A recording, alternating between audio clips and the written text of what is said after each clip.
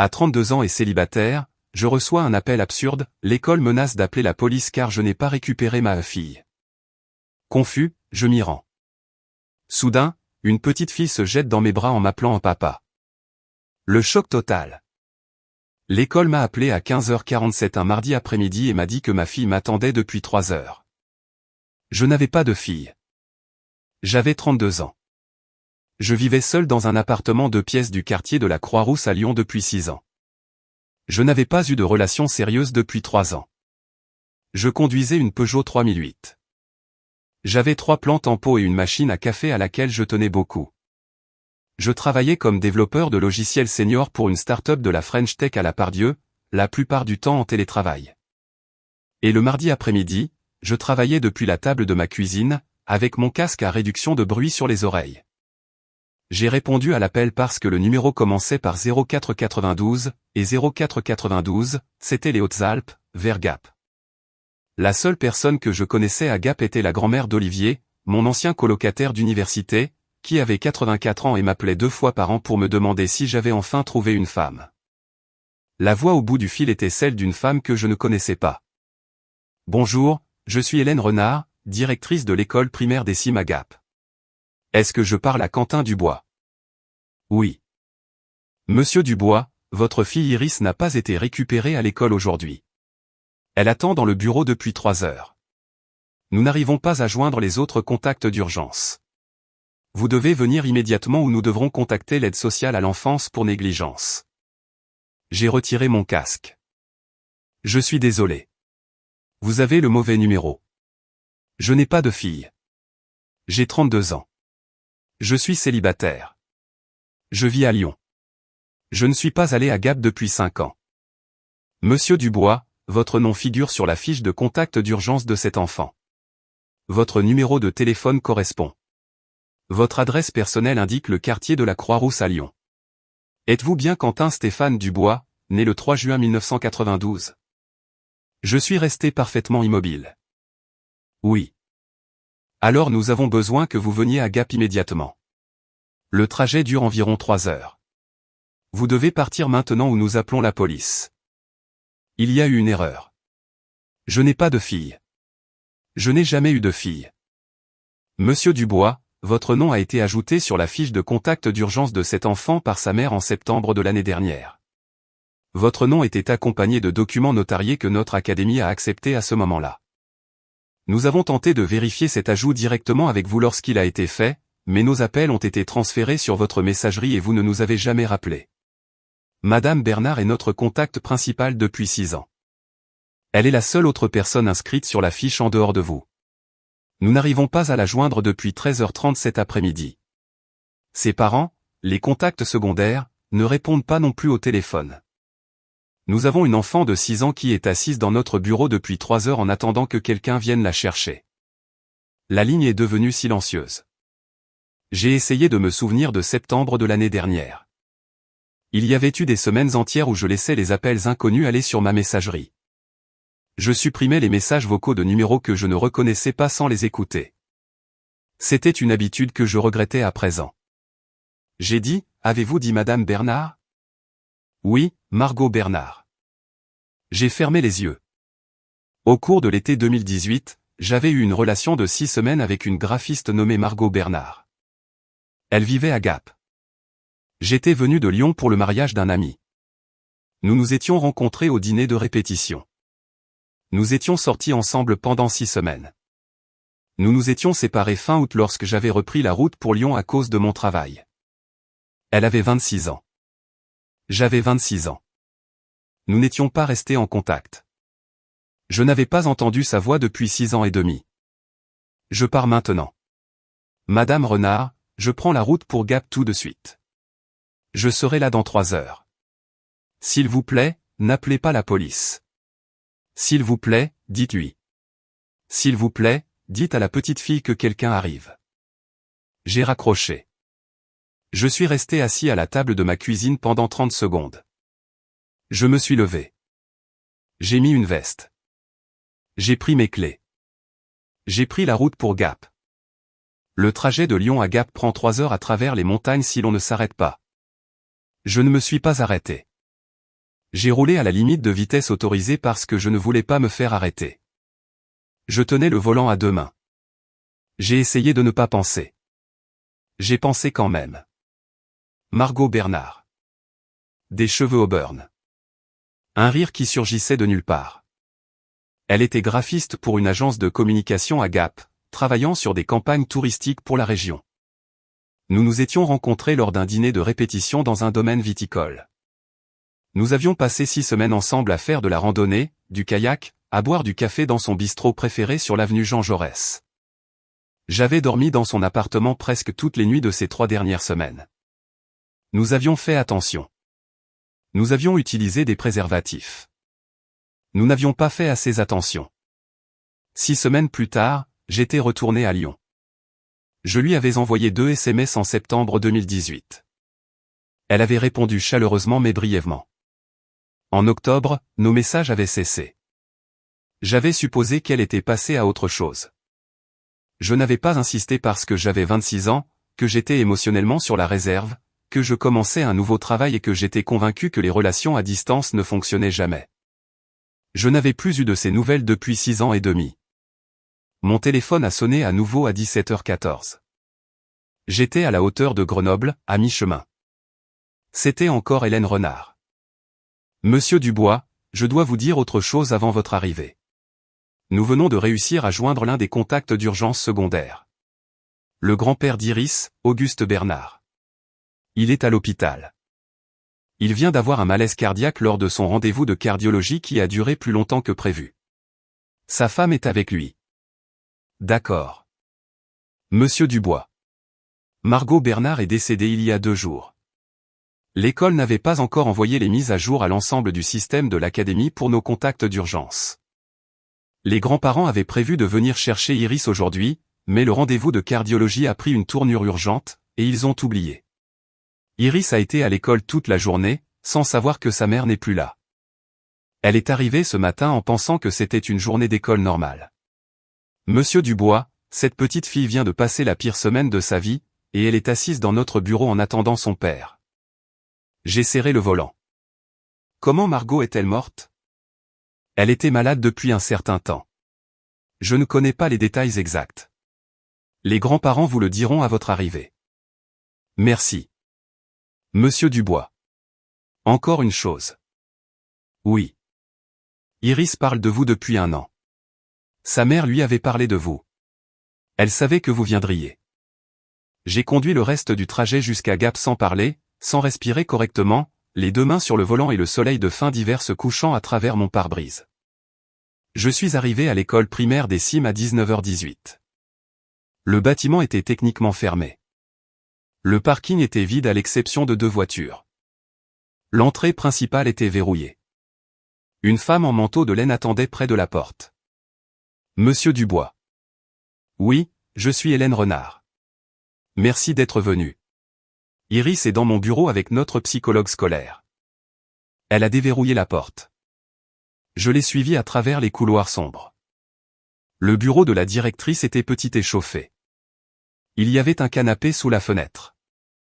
Il y avait un bureau avec une lampe de banquier allumée. Il y avait une étagère avec des livres d'images et de petites peluches. Une femme à peu près du même âge qu'Hélène était assise sur une chaise à côté du canapé. Voici Léa Blanc, notre psychologue. Bonjour, monsieur Dubois. J'ai hoché la tête. Je ne pouvais pas parler. Sur le canapé près de la fenêtre était assise une petite fille en pull bleu et leggings gris. Elle tenait un éléphant en peluche. Ses cheveux étaient bruns. Ses yeux étaient marrons. Elle avait l'air de peser à peine 18 kilos. Elle a levé les yeux vers moi. Elle n'a pas pleuré. Elle n'a pas couru. Elle a regardé mon visage pendant un long moment. Elle a regardé mes cheveux. Elle a regardé mes mains. Elle s'est levée. Elle a marché lentement sur le sol du bureau et s'est arrêtée à 60 cm de moi. Tu es mon papa. Je me suis mis à genoux. J'ai essayé de parler. Je n'ai pas pu. J'ai réessayé. Oui, ma puce. Je suis ton papa. Elle a étudié mon visage pendant un autre moment. Puis elle a laissé tomber l'éléphant sur la moquette et a passé ses bras fins autour de mon cou. Elle s'est accrochée comme si elle avait attendu 6 ans pour le faire. Peut-être que c'était le cas. Ça va, papa. Tu es là maintenant. J'ai serré ma fille dans mes bras. Je l'ai tenue pendant très longtemps. La psychologue de l'école, Léa, pleurait doucement sur sa chaise. La directrice, Hélène, se tenait près de la porte, sans pleurer, sans sourire, observant simplement comme on observe quelque chose dont on se souviendra pour le reste de sa vie. Après ce qui m'a semblé être 10 minutes, mais qui n'en était probablement que 2, Iris m'a lâché. Elle a ramassé l'éléphant. Elle m'a regardé avec cette sorte de sérieux pragmatique qu'ont les enfants de 6 ans. Maman a dit que tu viendrais de Lyon. Elle avait raison. Tu as conduit ta voiture? Oui. Quel genre de voiture? Une Peugeot bleue. Elle a hoché la tête pensivement. Maman en avait une verte, mais elle s'est cassée l'année dernière. Qu'est-ce qu'elle avait maintenant? Une Renault rouge avec des bosses à l'avant parce qu'elle a percuté un sanglier une fois. Ça a l'air d'être une voiture pratique. Ça l'est. Elle a regardé vers la directrice. Je peux partir avec lui maintenant, Madame Renard? Hélène m'a regardé. Monsieur Dubois, les grands-parents sont encore à l'hôpital. Ils aimeraient que vous ameniez Iris dans leur ferme. Ils vous y retrouveront. D'accord. L'adresse est dans nos dossiers. Je vais vous imprimer l'itinéraire. J'ai ramassé le petit sac à dos violet d'Iris dans le coin du bureau. J'ai ramassé son éléphant. Je lui ai pris la main. Elle a serré la mienne en retour. Elle ne s'est pas retournée vers l'école alors que nous sortions.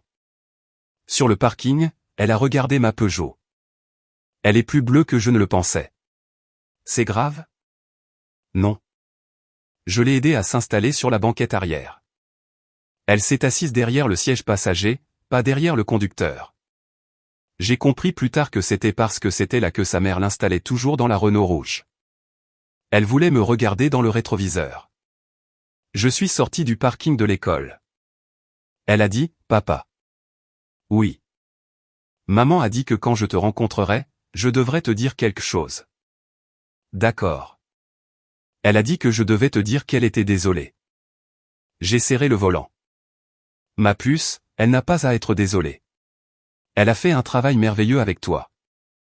C'est ce qu'elle a dit que tu dirais. J'ai conduit pendant un moment en silence. Après 10 minutes, elle a dit, papa. Oui. Comment je t'appelle? Comment as-tu envie de m'appeler?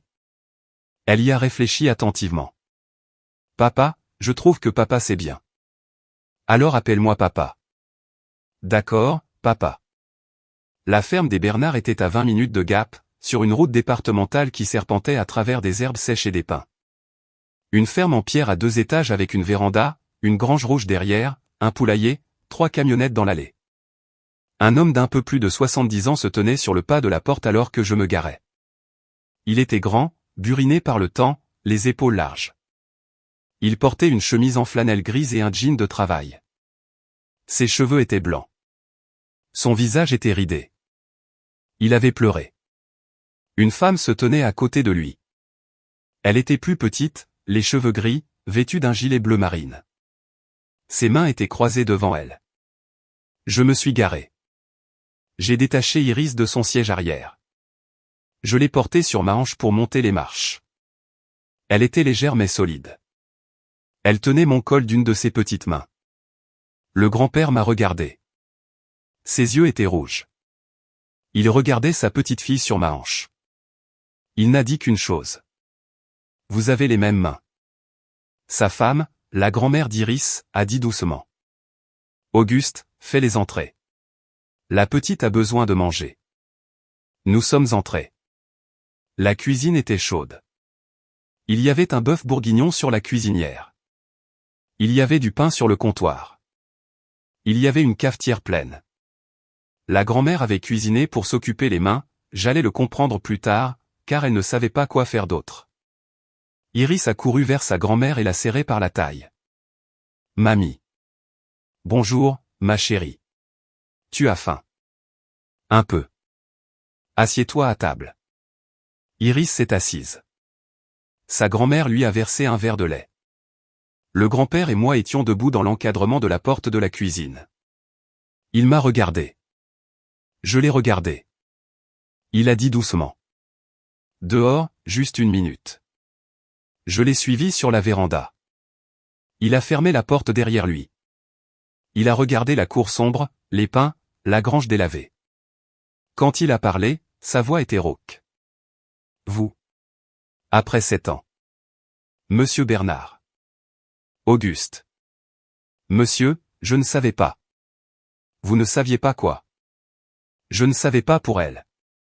Il s'est retourné et m'a regardé. Son visage était complètement figé. Comment ça, vous ne saviez pas?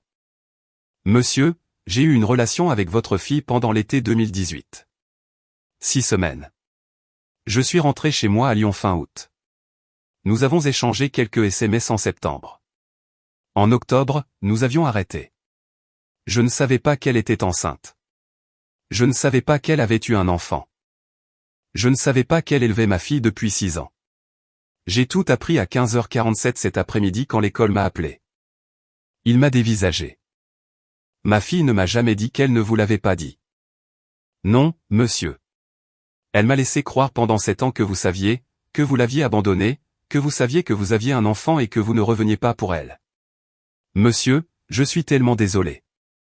Il s'est détourné. Il a regardé la grange pendant un long moment. Quand il s'est retourné, son visage avait changé. Pas chaleureux, mais différent. J'ai porté pendant 7 ans de la colère contre le mauvais homme. Auguste. Vous n'avez pas à vous excuser auprès de moi. Le choix de ma fille était le choix de ma fille. Je ne suis pas en colère contre vous. Je suis en colère contre elle et je ne peux pas être en colère contre elle parce qu'elle est morte. Je sais, monsieur. Il est resté là un long moment. Il a dit, elle a laissé une lettre pour vous. Une lettre dans son appartement, sur la table de la cuisine, avec votre nom dessus. Elle l'avait préparée depuis 2 mois. Elle a laissé des instructions pour qu'elle ne vous soit remise qu'après sa mort et seulement quand vous viendriez pour Iris. Elle m'en a parlé la semaine dernière. L'avez-vous lu? Non. J'en ai eu envie. Mais je ne l'ai pas fait. Pourquoi pas? Parce qu'elle l'a écrite pour vous. Pas pour moi. Il m'a regardé. Iris va dormir ici ce soir. Elle est ici toutes les nuits depuis que Margot est tombée trop malade. Demain matin, vous reviendrez ici à 9h et vous viendrez avec moi à l'appartement de Margot et vous prendrez la lettre et vous la lirez. Ensuite, nous nous assiérons et nous verrons ce qui se passera ensuite. Oui, monsieur. Et monsieur Dubois. Quentin. Quentin. Ce soir, à cette table, vous et moi allons être civilisés pour le bien de cet enfant qui est à l'intérieur. Elle a passé la pire semaine de sa vie. Nous allons la nourrir et la mettre au lit. Et elle va dormir ce soir en sachant que son père est venu pour elle. Ce qui se passera entre nous demain se passera demain. Ce soir, nous dînons. Oui, monsieur. Nous sommes retournés à l'intérieur. Iris a mangé du bœuf bourguignon et 3 morceaux de pain. Elle m'a parlé de sa maîtresse, Madame Thibault, et de son meilleur ami à l'école, un garçon nommé Léo, à qui il manquait une dent de devant. Elle m'a parlé de son éléphant qui s'appelait Monsieur Cornichon et qui était avec elle depuis qu'elle avait 3 ans. Elle m'a parlé de son chat, Toby, qui était à l'appartement et qu'il faudrait aller chercher demain. J'ai écouté. J'ai posé des questions. J'ai appris que ma fille adorait les chevaux, avait peur des araignées, savait lire au niveau CE2 et apprenait le piano. Après le dîner, la grand-mère d'Iris l'a aidée à mettre son pyjama. Je me suis assis sur le bord d'un petit lit simple dans une chambre d'amis qui était manifestement devenue la 2e chambre d'Iris au cours des derniers mois. Il y avait une collection de peluches sur une étagère. Il y avait une petite lampe de lecture. Il y avait une photo sur la table de chevet de Margot et Iris dans un champ pour la cueillette des citrouilles. J'ai lu à Iris un chapitre du Petit Prince. C'était le livre sur sa table de chevet. Elle s'est endormie avec une main sur Monsieur Cornichon et une main sur mon avant-bras. Je suis resté assis là pendant une demi-heure. J'ai dormi cette nuit-là dans un hôtel du centre de Gap. Je n'ai pas bien dormi. Le lendemain matin, j'étais à la ferme d'Auguste à 8h55. Il était déjà dans sa camionnette. J'ai fait le trajet avec lui jusqu'à l'appartement de Margot. L'appartement était un T3 dans une résidence de style traditionnel du côté ouest de Gap. Auguste a déverrouillé la porte avec une clé. L'appartement sentait la jeune femme et sa fille.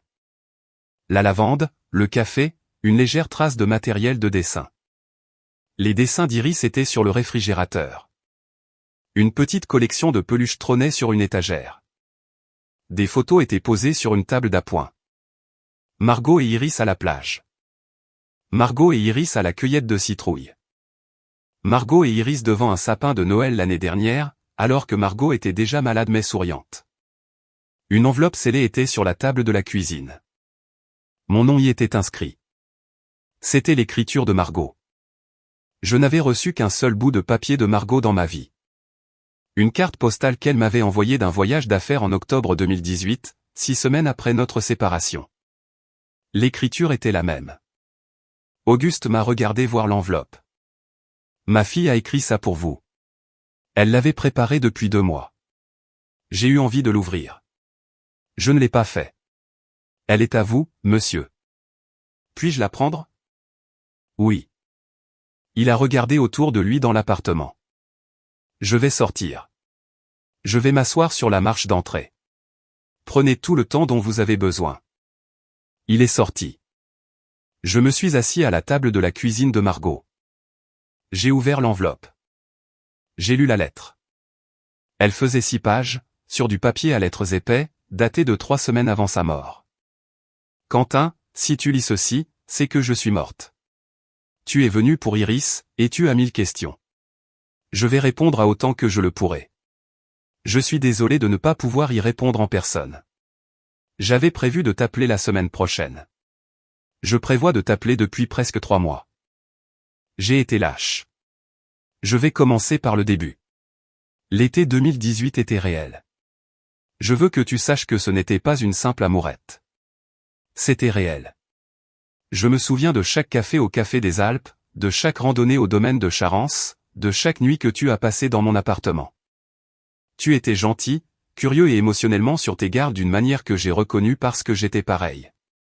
Nous étions 2 personnes prudentes qui ont baissé leurs gardes exactement au même moment pendant 6 semaines. Puis qui les ont remontées parce que la géographie ne fonctionnait pas et que nous avions tous les 2 peur. Je n'avais pas peur comme je le pensais. J'avais peur d'avoir autant aimé être avec toi. En octobre 2018, j'ai découvert que j'étais enceinte. J'avais arrêté de répondre à tes messages parce que j'essayais de comprendre ce que je ressentais et ce que je devais faire. Quand j'ai découvert que j'étais enceinte, j'ai pris une décision en environ 12 heures à laquelle j'ai repensé chaque jour pendant les 6 dernières années. J'ai décidé de ne pas te le dire. Mes raisons à l'époque me semblaient bonnes. J'avais 26 ans. J'étais financièrement stable. J'avais un travail fixe. Mes parents vivaient à 20 minutes de là et étaient en bonne santé et me soutenaient. Je pouvais élever 7 enfants. Tu avais 26 ans, tu avais un nouveau travail, tu vivais à 3 heures de route et tu m'avais dit que tu n'étais pas encore prêt pour des choses sérieuses dans ta vie. J'ai eu le sentiment que te le dire t'imposerait une décision que tu n'avais pas la maturité de prendre librement. J'ai eu le sentiment d'être généreuse en t'enlevant ce choix. Je sais maintenant que j'étais arrogante. Je sais maintenant que ce que j'appelais de la générosité était en réalité la peur du rejet, la peur que je te le dise et que tu dises je ne peux pas faire ça. Et de devoir passer le reste de ma vie en sachant que j'avais été rejetée. Alors je ne t'ai pas laissé l'opportunité. J'ai repensé à cette décision tous les jours depuis la naissance d'Iris. Je n'ai pas regretté Iris. J'ai regretté la façon dont je m'y suis prise. Iris est née le 19 février 2019. Elle était petite. Elle était parfaite. Elle a été la joie de ma vie pendant 6 ans. J'ai été une bonne mère pour elle. Je n'étais pas parfaite, mais j'étais bonne. En avril 2023, on m'a diagnostiqué un cancer du pancréas de stade 4. Mes médecins m'ont donné 18 à 24 mois. J'avais 31 ans. Iris en avait 4. Je ne te l'ai pas dit à ce moment-là. J'aurais dû. Je me suis dit que je te le dirais bientôt. Pendant 2 ans, je me suis dit bientôt. C'est le grand regret de ma vie de ne pas t'avoir appelé quand j'avais encore l'énergie de bien le faire. Il y a 18 mois, j'ai commencé à me préparer. J'ai engagé Édouard Dumont, un avocat spécialisé en droit de la famille ici à Gap. Édouard a fait le travail juridique et aussi le travail pratique. il a engagé un enquêteur qui a confirmé ton adresse actuelle, a confirmé que tu vivais toujours à Lyon, a confirmé que ton numéro de téléphone était le même depuis 2018. Tu n'en avais pas changé. Cela a rendu tout le reste possible. Nous avons préparé une reconnaissance de paternité, une requête en garde d'enfant et une lettre notariée expliquant que tu es le père biologique d'Iris. J'ai modifié les contacts d'urgence de l'école d'Iris il y a 6 mois pour te mettre en contact principal. J'ai fait tout cela pour qu'à ma mort, le mécanisme légal s'active sans que j'aie besoin d'être là. L'école a essayé de t'appeler quand je t'ai ajouté. Tu n'as pas répondu. J'avais demandé à Édouard de laisser des messages vocaux spécifiques, mais tu n'as jamais rappelé. J'ai supposé que tu filtrais les numéros inconnus. Je me suis dit que ce n'était pas grave, que le moment venu, l'école t'appellerait à nouveau et que tu répondrais cette fois-là. Je me rends compte aujourd'hui à quel point c'était arrogant. Si tu n'avais pas répondu à l'appel d'hier, j'aurais fait faux bond à Iris 2 fois.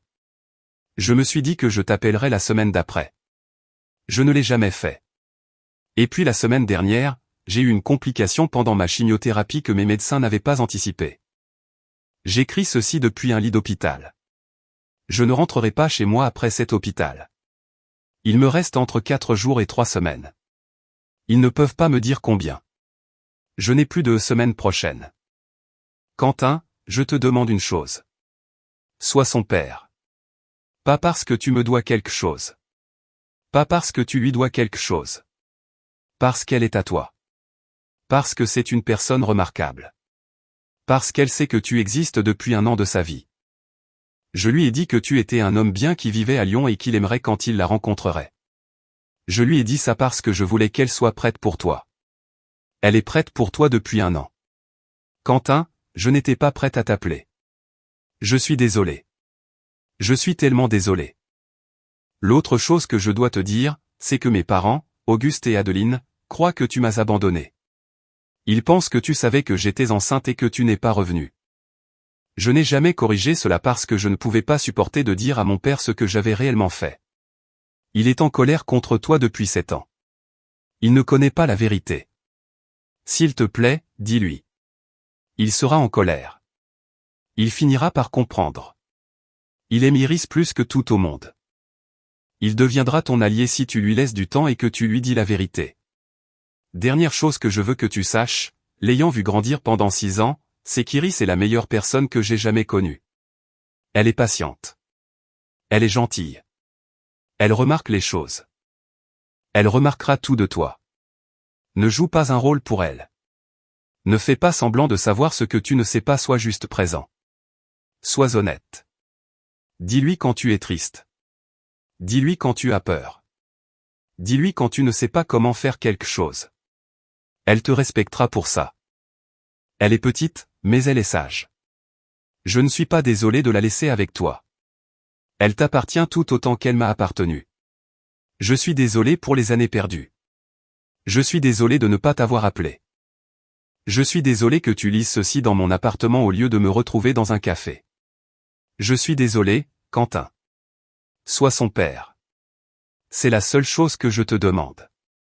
Sois son père. Margot. PS, elle adore les chevaux. Elle a peur des araignées. Elle lit au niveau CE2.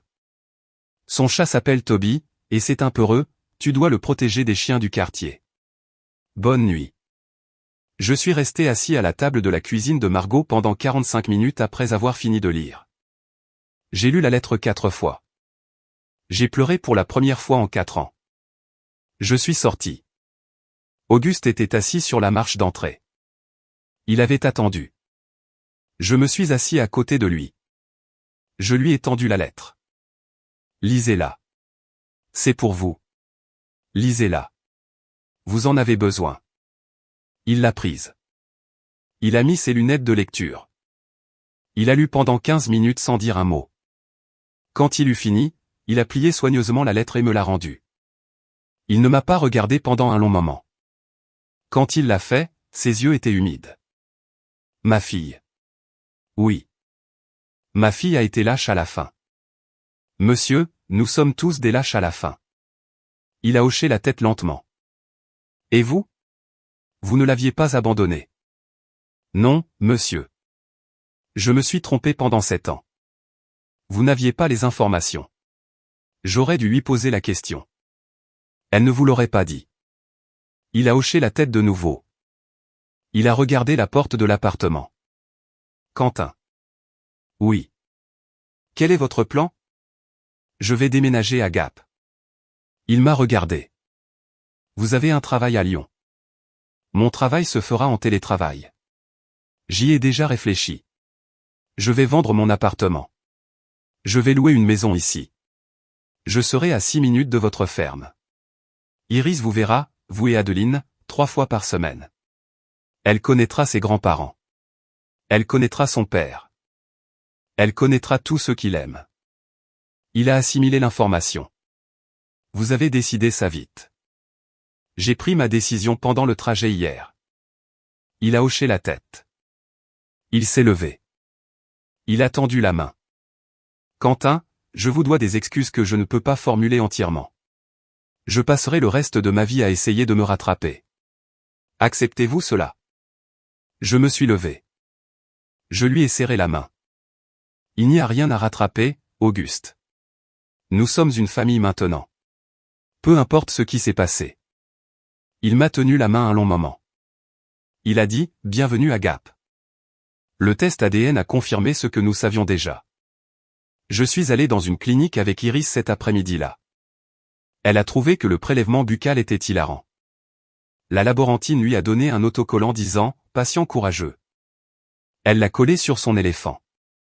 Les résultats sont revenus 5 jours plus tard. 99,99% de probabilité de paternité. J'ai appelé ma mère Brigitte ce soir-là depuis ma chambre d'hôtel. Elle avait 64 ans, était à la retraite et vivait à Lille, dans les Hauts-de-France. Maman. Quoi, Quentin? Maman, j'ai une fille. Il y eut un long silence à l'autre bout du fil. Elle a dit, raconte-moi tout. Je lui ai tout raconté. Elle a écouté pendant 40 minutes sans m'interrompre. Quand j'ai fini, elle a dit, Quentin, je prends le train pour Gap demain.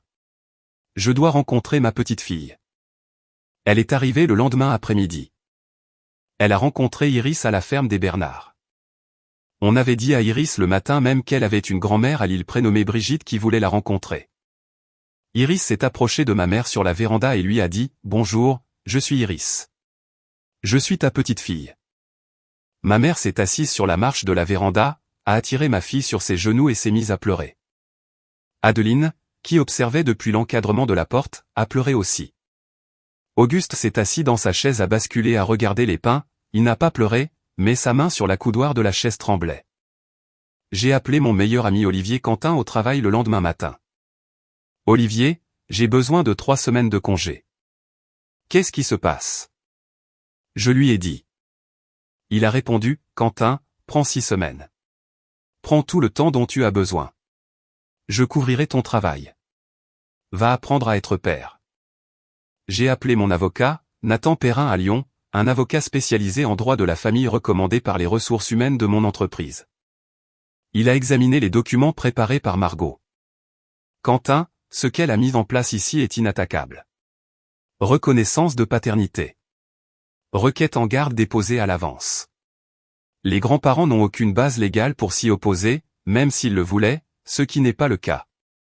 L'audience est procédurale. Tu seras le père légal d'Iris dans 8 à 12 semaines. Nathan, je veux que ça se passe à l'amiable. Les grands-parents doivent rester dans sa vie. Je comprends. Je rédigerai la requête dans ce sens. Nous garderons une approche coopérative. L'audience pour la garde a eu lieu le 14 mai 2025 au tribunal judiciaire de Gap. Auguste a témoigné en faveur de la requête. Il a déclaré, « Madame la juge, ma fille a tout préparé à l'avance parce qu'elle savait que son temps était compté. L'homme que vous voyez ici est le père que ma petite fille a attendu. Ma femme et moi soutenons pleinement cette démarche. Nous demandons seulement à continuer de faire partie de sa vie. » La juge, Madame Martine Gauthier, une femme de 67 ans qui siégeait au tribunal des affaires familiales depuis 20 ans, a lu la requête, les résultats ADN et la lettre notariée de Margot à mon intention. Elle m'a regardé. Monsieur Dubois, votre fille fait partie des chanceuses. Sa mère a vu clairement ce dont elle avait besoin et a pris les dispositions nécessaires. Votre rôle est d'être le père que cet enfant attendait. Êtes-vous prêt à assumer ce rôle? Oui, votre honneur. Alors cette requête est accordée. Iris Bernard Dubois est sous votre garde à compter d'aujourd'hui. Elle a frappé de son marteau. Iris était dans la salle d'audience avec Adeline. Elle a traversé la pièce et s'est tenue à côté de moi. Elle a pris ma main. La juge l'a regardée. Iris, comment vas-tu aujourd'hui? Bien, madame la juge. Es-tu contente de tout cela? Oui, madame la juge. Et pourquoi ça? Parce que maman a dit qu'il viendrait de Lyon et il l'a fait. L'huissier de justice pleurait. J'ai vendu mon appartement à Lyon début juin 2025. J'ai loué une maison de plain-pied traditionnelle jaune dans une rue calme de Gap, à 6 minutes de la ferme d'Auguste et Adeline. J'ai meublé la chambre d'Iris selon ses préférences, des animaux marins violets, un coin lecture dans le coin avec un petit fauteuil. Iris a emménagé dans la maison le 1er juin 2025. Elle a apporté Monsieur Cornichon. Elle a apporté Toby le chat. Elle a apporté une petite boîte de photos de sa mère qu'elle voulait garder sur sa commode. Le premier mois a été difficile. Elle se réveillait la nuit en appelant sa mère. Je m'asseyais sur son lit. Je lui tenais la main. Je lui racontais des histoires sur Margot que j'avais apprises d'Auguste et Adeline, des photos et de ses propres souvenirs. Je n'ai pas fait semblant d'être un remplaçant. Je lui ai dit que sa mère était irremplaçable. Elle me posait des questions. Je répondais honnêtement. Elle m'a demandé pourquoi sa mère ne m'avait pas parlé d'elle plus tôt. Je lui ai dit la vérité avec des mots adaptés à son âge, que sa mère l'avait aimée, qu'elle avait fait le choix qu'elle pensait être le bon à l'époque, et qu'elle avait travaillé très dur l'année dernière pour s'assurer qu'Iris irait bien. En août, Iris faisait ses nuits. En octobre, elle riait à mes mauvaises blagues. À Noël, elle corrigeait ma technique pour lui faire des tresses. En février 2026, elle m'appelait papa sans même y penser. Nous sommes maintenant au printemps 2026. J'ai 33 ans. Iris a 7 ans. Nous vivons dans la maison de plain-pied jaune dans une rue calme de Gap. Auguste et Adeline viennent pour le dîner du dimanche chaque semaine. Adeline apprend à Iris à faire du pain. Auguste lui apprend à s'occuper des poules à la ferme. Iris a appelé l'une des poules Margot et le reste du poulailler la suit maintenant partout comme si c'était elle la chef. Ma mère Brigitte vient nous rendre visite 4 fois par an. Elle apporte des livres. Elle raconte à Iris des histoires sur moi quand j'avais son âge. Iris l'adore. Ma sœur Émilie et son mari sont venus nous rendre visite pour les vacances avec leurs 2 garçons. Iris a rencontré ses cousins pour la première fois. Ils ont construit une cabane dans le jardin. Olivier Quentin vient de Lyon 2 fois par an. Il apprend à Iris comment lancer une balle. Il l'appelle la Miss. Elle l'appelle Tonton O. Je travaille toujours comme développeur de logiciels senior, entièrement en télétravail. Je travaille pendant les heures où elle est à l'école. Je prépare le dîner presque tous les soirs. Je la conduis à l'école tous les matins à 7h45. Je lui fais la lecture à l'heure du coucher. Je n'ai pas eu de rendez-vous amoureux depuis l'appel de l'école. Je pense que je finirai par le faire. Il y a une institutrice à son école nommée Gaëlle Thibault. Elle est douce et calme et nous avons discuté 3 fois. Je ne suis pas encore prêt. Il y a trop de choses à apprendre d'abord. Parfois, je pense à Margot. Je ne pense pas à elle avec colère. La colère ne lui rendrait pas hommage. Elle a fait un choix qui m'a blessé, qui a blessé notre fille, et dont elle a fini par comprendre qu'il était mauvais. Elle a passé les 18 derniers mois de sa vie à se préparer à me rendre quelque chose qu'elle avait pris, et elle l'a si bien fait que lorsqu'elle est morte inopinément, le mécanisme a fonctionné quand même. Elle est morte plus tôt qu'elle ne l'avait prévu. Mais elle s'était préparée à cette éventualité. C'est ce que font les mères. Je repense à l'été 2018. Je pense au domaine de Charence. Je pense au café des Alpes. Je pense à la façon dont elle riait quand j'essayais de prononcer le nom des villages de la région comme les locaux. Je pense à la fille que nous avons faite ensemble sans le savoir. Je pense à quel point je suis passé près de ne jamais la connaître. Si l'école n'avait pas eu mon numéro de téléphone dans ses dossiers. Si Hélène Renard n'avait pas été assez minutieuse pour vérifier ma date de naissance. Si Auguste n'avait pas eu son malaise cardiaque ce jour-là, l'empêchant de venir chercher Iris. Si un seul de ces petits maillons de la chaîne ne s'était pas connecté, je serais encore dans mon appartement de la Croix-Rousse, avec mon casque anti-bruit, à travailler sur les systèmes informatiques d'une start-up, à manger des plats préparés au micro-ondes. Sans avoir la moindre idée que la personne la plus importante de ma vie se trouvait à 200 km de là, à m'appeler depuis son école. L'école m'a appelé à 15h47 un mardi après-midi. Ce n'était pas une erreur de numéro. Ce fut l'appel téléphonique le plus important de ma vie.